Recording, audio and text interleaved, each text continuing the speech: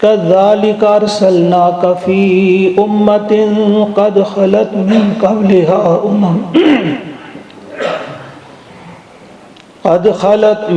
قبلها لتتلو عليهم الذي أوحينا إليك وهم يكفرون بالرحمن قل هو ربي لا إله إلا هو علیہ توکلت و الیہ متاب۔ صدق اللہ العظیم۔ آیت نمبر 30۔ اس وقت ہم انشاءاللہ دو آیات، آیت نمبر 30 اور آیت نمبر 31 کا مطالعہ کریں گے۔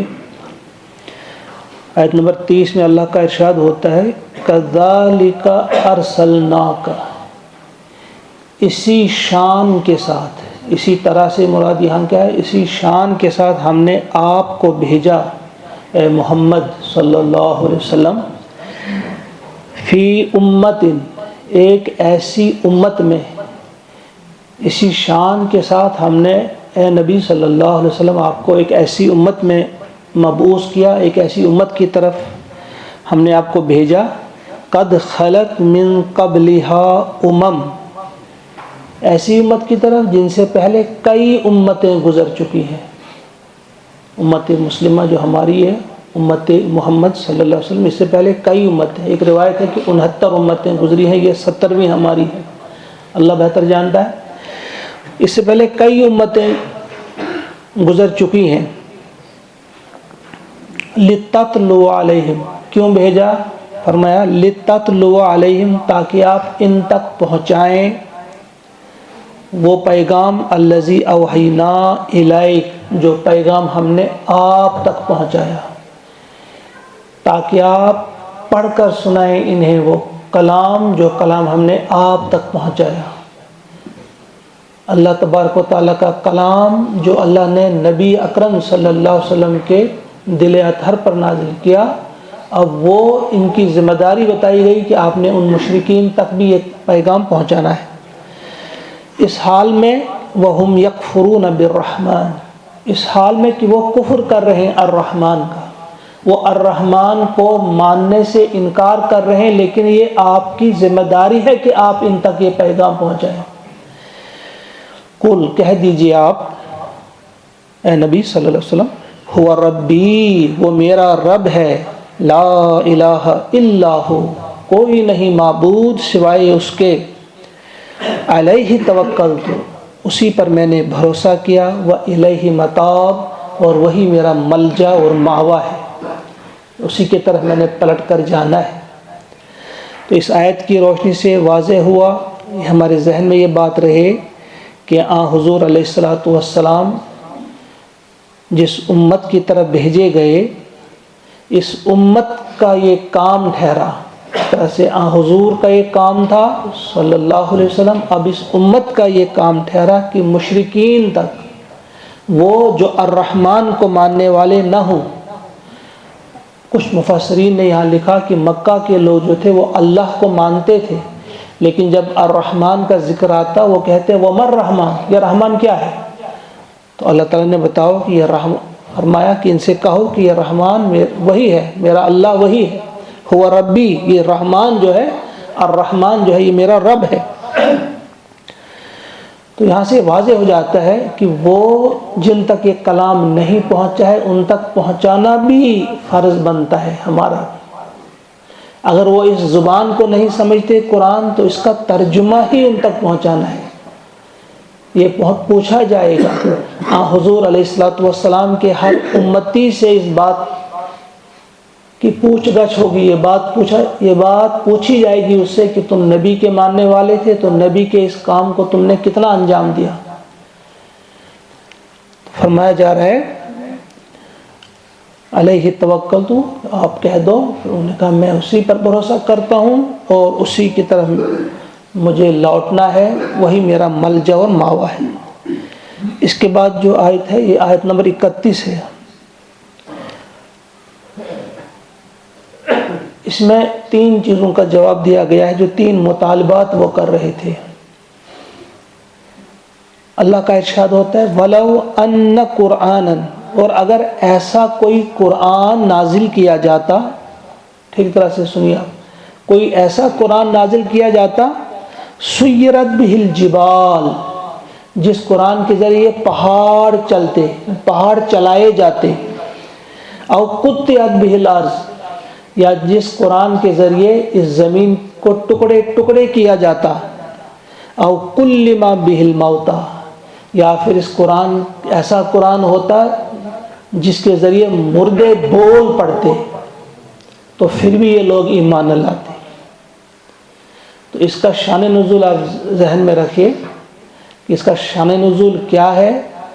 جس طرح سے اکثر وہ لوگ اعتراضات کیا کرتے، کبھی ایک معجزہ طلب کرتے، کبھی دوسرا معجزہ طلب کرتے، حالانکہ اب ان کی بات، ان کی ذہن میں یہ بات بیٹھ گئی تھی کہ یہ سچے نبی ہیں، لیکن ہم ان کو ماننے کے لیے تیار نہیں، یہ بھی آپ سب جانتے ہیں۔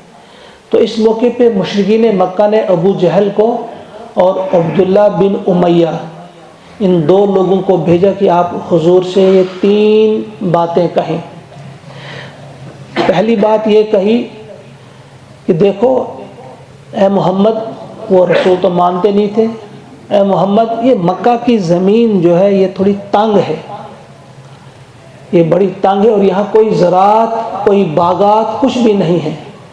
آپ ایسا کریں کہ ان پہاڑوں کو ذرا ہٹا دیں، ان پہاڑوں کو دور ہٹا دیں، اور اس زمین کو ذرا کشادہ کر دیں کہ یہاں بھی کسی قابل یہ زمین بن جائے گی۔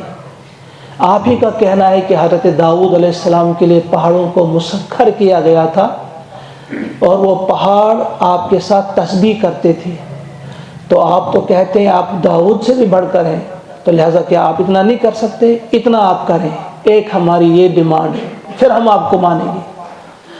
دوسری ڈیمانڈ جو ہماری ہے، دوسرا جو مطالبہ ہے وہ یہ ہے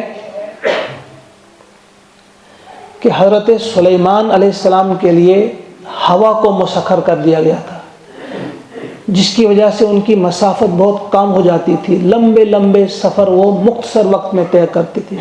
ہمیں بھی جانا پڑتا ہے شام، یمن، کہاں کہاں ہمیں جانا پڑتا ہے، تو آپ ایسا کریں کہ ہمارے لیے بھی ذرا اس مسافت کو کم کریں، یہ سفر ہمارے لیے بھی کم ہو جائے۔ یہ دوسرا ہمارا مطالبہ ہے، کیونکہ آپ سلیمان سے کم تو نہیں ہیں، آپ تو امام الانبیاء اپنے آپ کو کہتے ہیں، لہذا اتنا تو کریں آپ۔ پھر تیسرا مطالبہ یا تیسری ڈیمانڈ جو انہوں نے رکھی، انہوں نے کہا کہ دیکھو حضرت عیسیٰ علیہ السلام سے بھی آپ بڑھ کر ہیں، تو عیسیٰ جو تھے وہ مردوں کو زندہ کرتے تھے، آپ ہی کا فرمان ہے، تو آپ بھی ایسا کریں کہ ہمارے جو جد گزرے ہیں قصی، ان کو ذرا زندہ کریں، تو ہم ان سے پوچھیں گے کہ کیا یہ صحیح سچے پیغمبر ہیں۔ یہ 3 مطالبات انہوں نے کیے تھے۔ اب دیکھیں جو ٹیڑے ذہن کے ہوتے ہیں، جو کج ذہن ہوتے ہیں، جنہوں نے بات ماننی نہیں ہوتی ہے، وہ مختلف قسم کے سوالوں میں الجھانا چاہتے ہیں دائی کو۔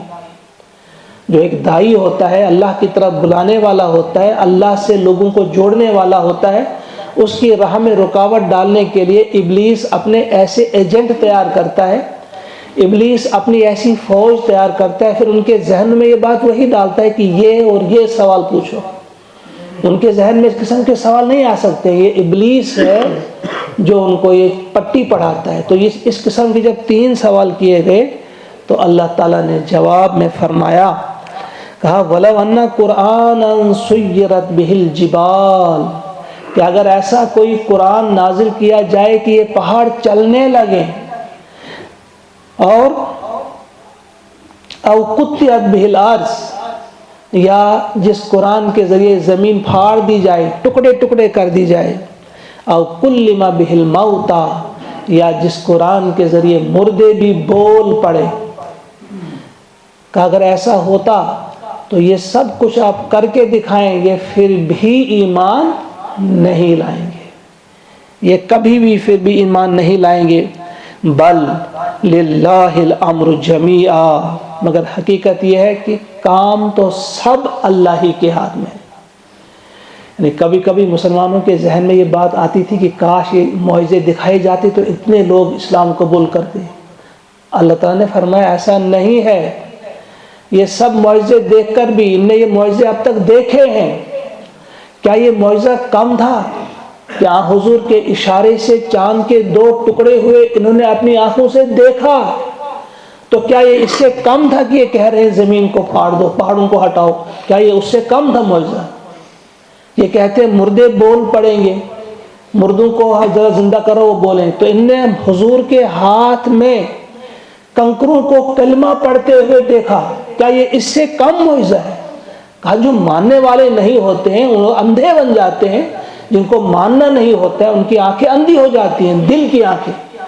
تو یہ سب چیزیں کتنے معجزے تھے جو انہوں نے اپنے آنکھوں سے دیکھے تھے، لیکن کہا یہ ماننے والے جو ہیں، ماننے والے نہیں، آپ چھوڑو۔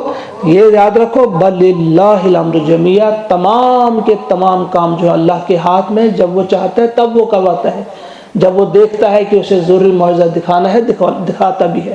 لہذا اس وقت آپ اس بات کو چھوڑو، اس بحث کو چھوڑو۔ اور ساتھ ہی فرمایا افلم یَیْأَسِ الَّذِينَ آمَنُوا، کیا اب بھی یہ ایمان والے مایوس نہیں ان سے ہوئے؟ یعنی کیا اب تو ان کو تسلی ہو جانی چاہیے کہ یہ لوگ ماننے والے نہیں۔ افلم یَیْأَسِ الَّذِينَ آمَنُوا، یعنی اب ان کو مطمئن ہو جانا چاہیے اس بات پر، کیا اللہ یشاء اللہ لہدی الناس جميعا، کہ اگر اللہ چاہتا تو سبھی لوگوں کو ہدایت دیتا۔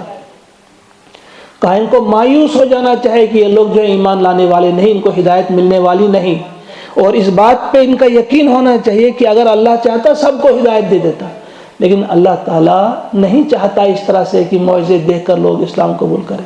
وہ اپنی عقل کو دوڑائیں، دائیں بائیں دیکھیں۔ وَلَا يَزَالُ الَّذِينَ كَفَرُوا تُصِيبُهُمْ، اور آپ یہ بھی دیکھیں گے کہ مسلسل ان اہل کفر پر مصیبتیں آتی رہیں گی۔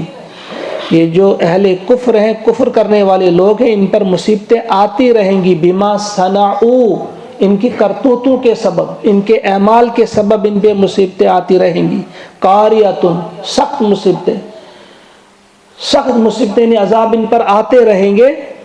او تحل قریبا من دارہم، یا ان کے گھروں کے قریب وہ عذاب نازل ہوتے رہیں گے، کبھی ان پر آئیں گے کبھی ان کے قریب آتے رہیں گے، حتی یأتی وعد اللہ، یہاں تک کہ اللہ کا وعدہ آ جائے۔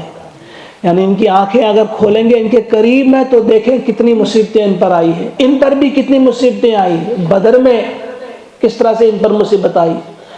کہا یہ اللہ تبارک و تعالیٰ دکھانا چاہتا ہے کہ قریب میں کبھی کبھی ان پر کیوں مصیبت آتی ہے، تاکہ یہ ہوش کے ناخن لیں، لیکن یہ ایسے ہے کہ یہ چاہتے ہیں کہ ان کی کمر ہی پہ عذاب کا ڈنڈا پڑے، تو پھر ماننے سے کوئی فائدہ بھی نہیں۔ جب ان کی کمر پہ پڑے گا پھر اس وقت کی توبہ قبول نہیں ہوتی۔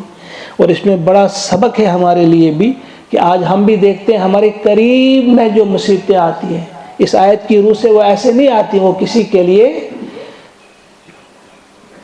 درس عبرت ہوا کرتی ہے۔